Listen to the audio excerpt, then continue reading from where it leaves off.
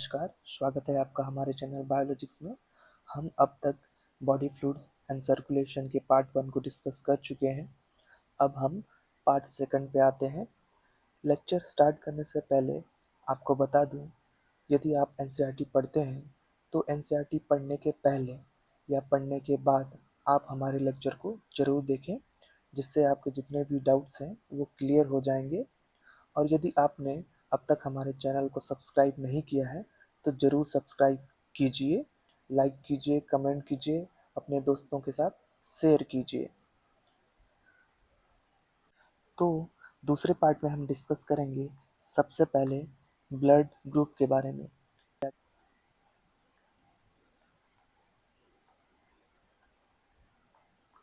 अब तक पूरे विश्व में 20 से ज़्यादा ब्लड ग्रुप सिस्टम को डिस्कवर किया जा चुका है, लेकिन हम मेनली दो ब्लड ग्रुप सिस्टम को यूज़ करते हैं, एबीओ सिस्टम और आरएस सिस्टम। और यही दो सिस्टम हैं जो कि पूरे हॉस्पिटल्स में यूज़ किए जाते हैं। अब तक 20 से ज़्यादा ब्लड ग्रुप सिस्टम डिस्कवर हो चुके हैं, लेकिन हम मेनली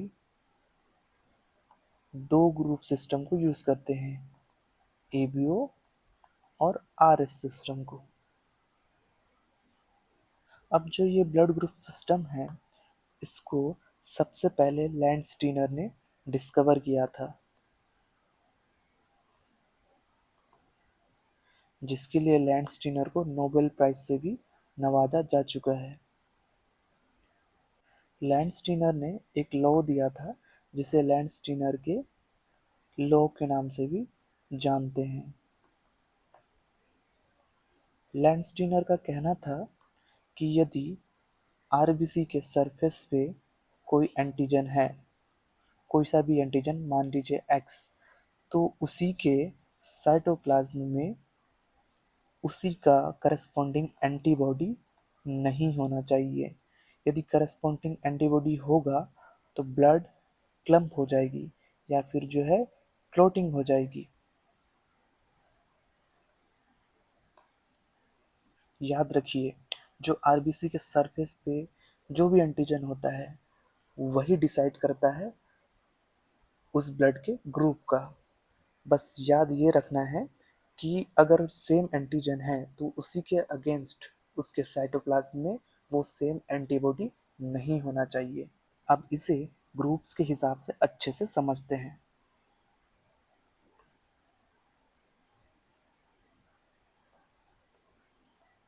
आरबीसी के सरफेस में और साइटोप्लाज्म में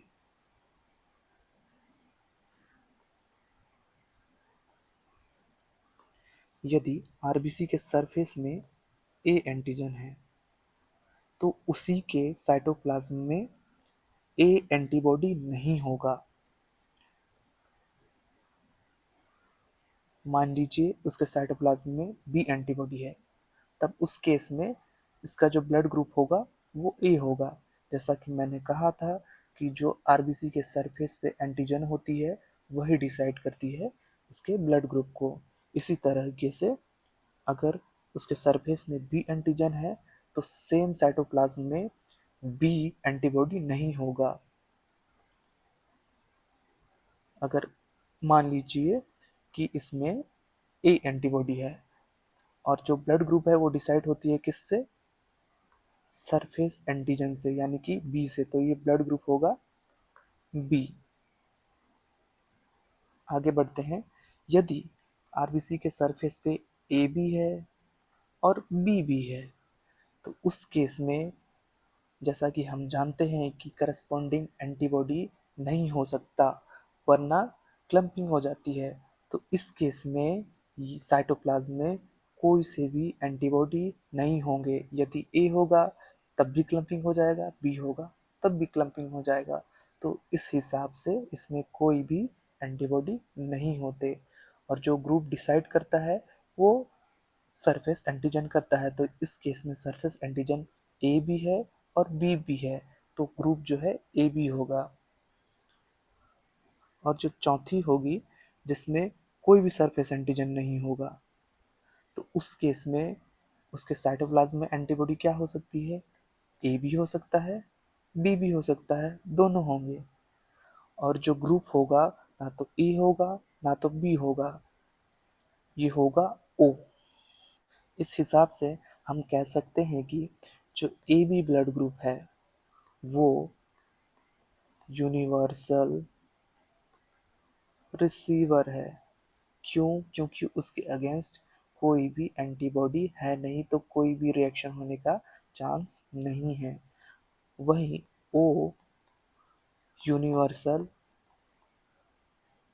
डोनर है, क्योंकि इसमें कोई एंटीजन नहीं होते। और जो दूसरी सिस्टम है जिसे फॉलो की जाती है वो आरएस सिस्टम है।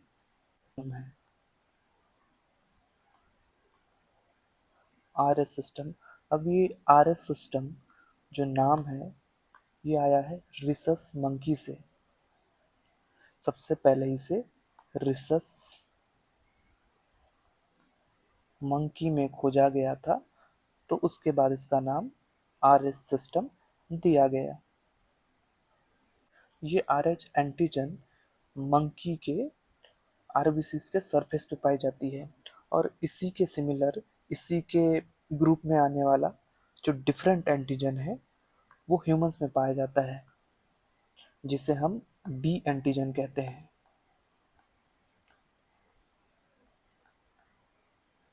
अब ये डी एंटीजन होता क्या है?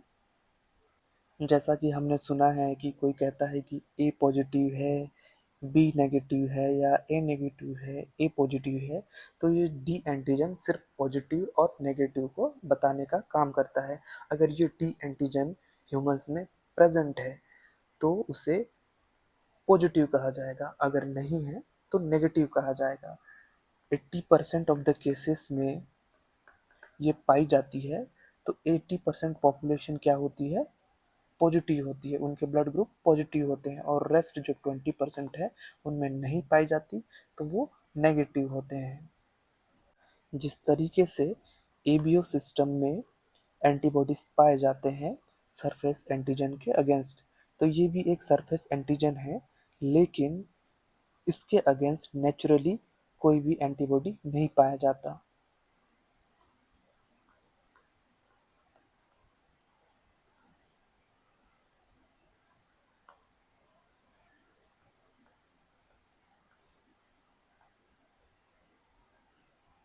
लेकिन यदि किसी कारणवश किसी नेगेटिव व्यक्ति में अगर पॉजिटिव ब्लड इंट्रोड्यूस हो जाता है, तो उसमें भी धीरे धीरे जो है एंटीबॉडी बनना चालू हो जाते हैं।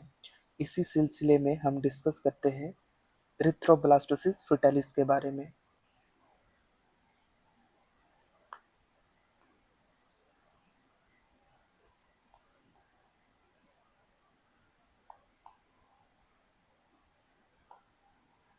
इसमें होता क्या है कि मान लीजिए कोई लेडी है जो फर्स्ट टाइम प्रेग्नेंट है, और मदर का ब्लड जो है नेगेटिव है। वहीं जो उसके पेट में बच्चा पल रहा है वो पॉजिटिव है, फीटस पॉजिटिव है और मदर नेगेटिव है। अब तक यहाँ कोई दिक्कत नहीं, क्योंकि इसमें जो है दोनों के ब्लड प्लेसेंटल बैरियर के कारण एक दूसरे को क्रॉस नहीं कर सकते। ये वेल सेपरेटेड होते हैं ड्यू टू प्लेसेंटल बैरियर के कारण, जिसे ब्लड क्रॉस नहीं कर सकता। अब जो है मान लीजिए महिला का जो है डिलीवरी हो जाता है। डिलीवरी होने के टाइम में किसी ना किसी तरीके से जो है बच्चे का ब्लड जो कि पॉजिटिव ब्लड है महिला में जो है इंट्रोड्यूस होने का चांस बना रहता है, क्योंकि उस टाइम पे प्लेसेंटा सेपरेट होती है। जब प्लेसेंटा सेपरेट होती है तो पॉजिटिव ब्लड मदर के नेगेटिव ब्लड के कांटेक्ट में आ जाएगा। तब उस केस में क्या होता है कि मदर के अंदर 1 महीने के ही अंदर जो है एंटीजन डी के अगेंस्ट एंटीबॉडी बनना चालू हो जाते हैं। इस प्रेगनेंसी तक अब बच्चे को कोई दिक्कत नहीं, बच्चे का जो है सफल डिलीवरी हो गया। दिक्कत आती है जब मदर सेकंड टाइम प्रेग्नेंट होती है।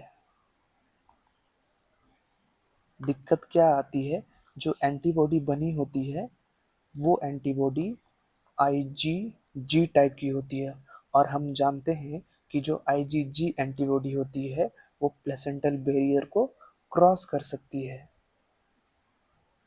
यदि मान लीजिए सेम कंडीशन है, मदर पॉजिटिव है और जो फीटस है वो नेगेटिव है, क्योंकि इस टाइम मदर में एंटीबॉडी बन चुके हैं, ये एंटीबॉडी बच्चे के आरबीसीज को जाके अटैक कर देगी। अब इसके कारण क्या होगा, बच्चे को एनीमिया हो जाएगी, बच्चे को जॉन्डिस हो जाएगा, और साथ में अगर सीवियर रहा तो बच्चे का डेथ तक हो सकता है। अब ये एनीमिया होती क्या है? एनीमिया यानी कि खून की कमी, या कहे तो हीमोग्लोबिन की कमी। जब कभी भी आरबीसी जो है डिस्ट्रॉय होती है, तो आरबीसी के जो हीमोग्लोबिन है वो रिलीज होते हैं और वो भी जो है डिस्ट्रॉय हो जाते हैं। तो उसके कारण जो है एनीमिया होती है, क्योंकि खून की कमी हो गई। अब जो ये जॉन्डिस है, जॉन्डिस को पीलिया के नाम से जाना जाता है आम भाषा में। अब ये कैसे होती है, जो हीमोग्लोबिन जो डिस्ट्रॉय हुई है, यही जो है बिलीरुबिन बनाने का काम करती है। और बिलीरुबिन क्या है? एक वर्णक है, पिगमेंट, जिसके बढ़ जाने के कारण जो है जॉन्डिस होती है। और उसका लेवल क्या होता है? 2 mg/dl। अगर इससे ज़्यादा लेवल हो जाता है तो पीलिया की समस्या हो जाती है। तो इसके कारण जो है जॉन्डिस भी देखने को मिलता है। अगर यही सब कारण जो है ज़्यादा सीवियर हो जाते हैं तो डेथ तक हो सकती है। इसलिए जब कभी भी जो है फर्स्ट डिलीवरी होती है, उसके तुरंत बाद इमीडिएटली एंटी डी का इंजेक्शन दिया जाना चाहिए।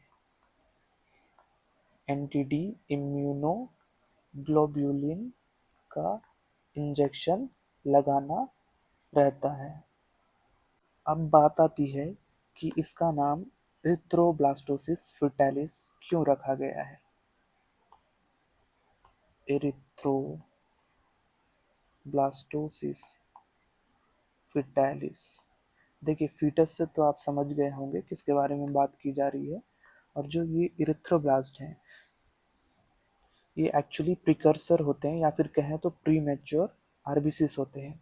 जब कभी भी जो है आरबीसीस का डिस्ट्रक्शन होता है इम्यूनोलॉजिकल रिएक्शन के कारण फीटस के, तो हम फीटस के शरीर में जो है आरबीसीस का प्रोडक्शन जो है बहुत ज़्यादा बढ़ जाता है कंपनसेट करने के लिए। तो उसके बाद क्या करती है फीटस की शरीर? बोन मैरो से,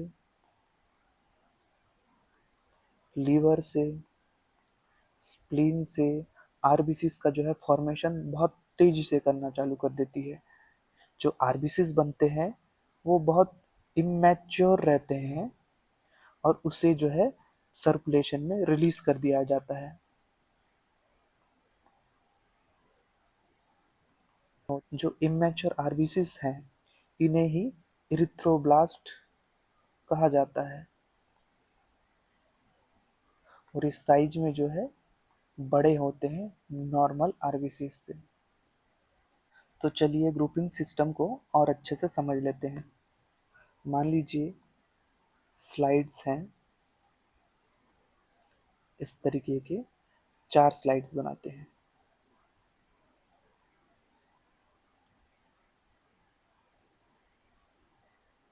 और इसमें जो है ब्लड्स की बूंदें हैं, इस तरीके से अब इसमें क्या है कि जो एंटीबॉडी है, एंटीसीरा, उसे डाला जाता है, या कहें एंटीसीरा।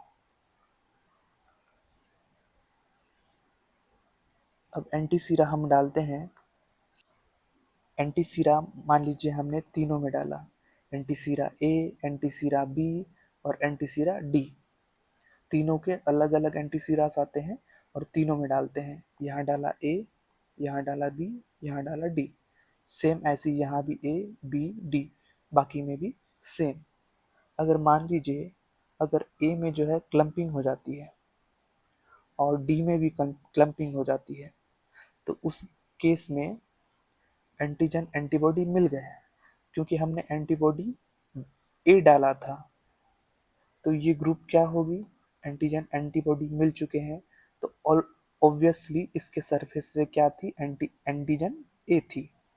तो इसका ग्रुप क्या होगा, ए पॉजिटिव। पॉजिटिव क्यों, क्योंकि यहाँ पर जो है डी की क्लम्पिंग हुई थी, डी भी पॉजिटिव आया है। सेम इसी तरीके से हमने इन तीनों में भी डाला था। अब मान लीजिए यहाँ पर बी की जो है क्लम्पिंग हो जाती है और डी की क्लम्पिंग हो जाती है, तो इसका मतलब क्या हुआ, हमने यहाँ पर एंटी बी डाला था। एंटी बी डालने के बाद यदि इसके सरफेस पे एंटीजन बी था, तो आपस में एंटीजन एंटीबॉडी मिल गए। चूंकि सरफेस एंटीजन डिसाइड करता है ब्लड ग्रुप को, तो उस हिसाब से इसका ब्लड ग्रुप बी पॉजिटिव होगा। इसी तरीके से अगर ये दोनों क्लम्प हो जाते हैं, ए और बी, डी भी क्लम्प हो जाती है, तो उस केस में ए बी पॉजिटिव। अगर ये दोनों क्लम्प नहीं होते, सिर्फ डी होती है, तो उस केस में ओ पॉजिटिव। तो इस तरीके से जो है ब्लड ग्रुपिंग डिसाइड होती है। इसी जगह पे यदि डी जो है नेगेटिव आती है, तो डी नेगेटिव, ए नेगेटिव, बी नेगेटिव, इस तरीके से जो है ब्लड ग्रुपिंग देखने को मिलती है। अब जो नेक्स्ट टॉपिक है वो कोगुलेशन ऑफ ब्लड से रिलेटेड है। इसके बारे में हमने पहले ही ज़्यादा से ज़्यादा चीज़ को जो है डिस्कस कर लिया है, एक बार रिपीट कर लेते हैं। जैसा कि हमने पढ़ा था कि जब भी कोई ब्लड वेसल रप्चर होती है, कोई भी चोट लगती है, तो वहाँ से कुछ सब्सटेंसेस रिलीज होते हैं। जैसा कि यहाँ पर चोट लगी है, तो इस जगह पे एडीपी और थ्रोम्बोक्सिन ए2 रिलीज होगी।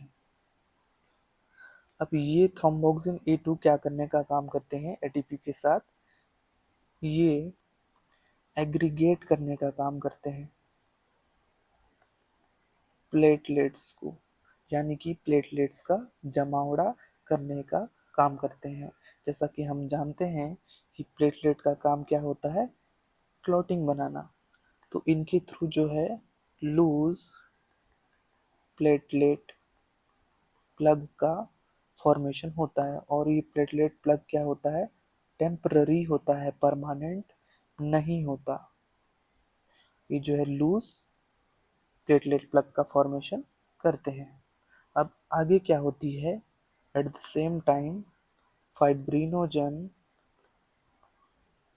फाइब्रिन में चेंज हो जाती है। फाइब्रिन एक धागे की तरह होता है, और जो इसका कन्वर्जन होता है, ये होता है with the help of thrombin, जो कि खुद प्रोथ्रोम्बिन से कन्वर्ट होती है with the help of calcium and thrombokinase। अब जो ये धागे हैं फाइब्रिन के, जो ऑलरेडी प्लेटलेट प्लग बनी थी जो कि लूज थी, उसके साथ जो है प्लेटलेट का टाइट क्लोड बनाने में हेल्प करती है।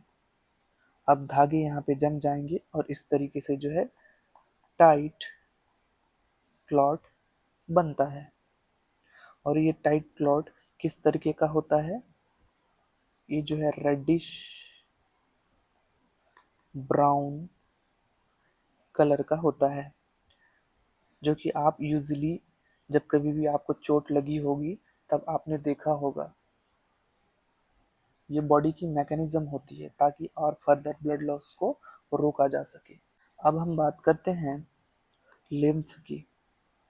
लिम्फ को टिश्यू फ्लूइड के नाम से भी जाना जाता है।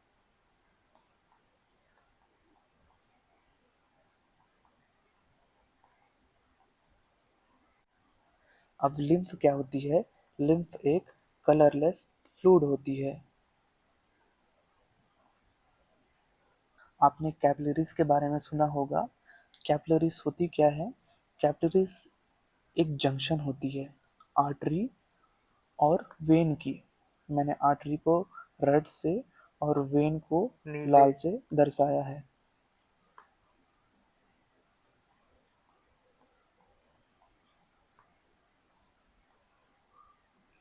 ये जो है कैपिलरीज की जाल है। तो इनमें से जो ब्लड है वो बहुत तेजी से बहती है, बहुत तेजी से बहती है। तो इस दौरान क्या होता है, जब कैपिलरीज से बहती है तो कुछ मात्रा में जो है वो लीक हो जाती है, और जो ये लीक हो जाती है इन्हें ही हम लिम्फ के नाम से जानते हैं। अब इनका होता क्या है, इनको जो है लिम्फ कैपिलरीज के थ्रू जो है समेट लिया जाता है। लिम्फ कैपिलरीज को थ्रू समेट लिया जाता है। फिर उसके बाद जो है लिम्फेटिक्स में आ जाते हैं ये, और लिम्फेटिक्स में आने के बाद जो है किसी बड़े वेन में जो है समा जाते हैं।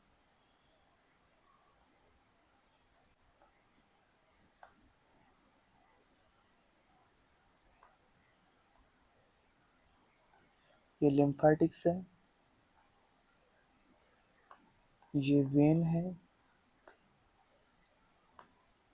और ये लिम्फ कैपिलरी है। और जो फ्लूइड लीक हुई थी ब्लड कॉलम्स की, इसे ही जो है लिम्फ्स कहते हैं। अब इनका काम होता क्या है, इनका भी बहुत इम्पोर्टेंट रोल होता है इम्यूनोलॉजिकल रिएक्शन में। जब कभी भी कोई इन्वेडर बाहर से आता है तो उस केस में जो है ये उन्हें ट्रैप कर लेती है। कहाँ पे? लिम्फ नोड्स पे। अब ये लिम्फ नोड्स होते क्या हैं? देखिए, लिम्फ नोड जो है शरीर में कई जगह पर फैले हुए हैं। जहाँ जहाँ लिम्फेटिक्स जाती है तो आपको जो है बीच बीच में लिम्फ नोड्स मिलेंगे। तो उन लिम्फेटिक्स के थ्रू जो है उस इन्वेडर को लाया जाता है और लिम्फ नोड्स में डिस्ट्रॉय कर दिया जाता है इम्यूनोलॉजिकल रिएक्शन के थ्रू। तो ये इम्यूनोलॉजिकल रिएक्शन में काम आते हैं। इसके अलावा ये जो है इम्पोर्टेंट कैरियर हैं। कैरियर यानी कि संवाहक, जो ले जाने का काम करते हैं हार्मोन के, न्यूट्रिएंट्स के, साथ ही साथ फैट के एब्जॉर्प्शन में भी इनका रोल होता है। होप यहाँ तक लेक्चर पसंद आया होगा। अगर पसंद आया है तो प्लीज़ ज़रूर चैनल को सब्सक्राइब कीजिए, अपने दोस्तों के साथ शेयर कीजिए, और मिलते हैं नेक्स्ट पार्ट के साथ, जो कि बहुत इम्पोर्टेंट पार्ट होने वाला है।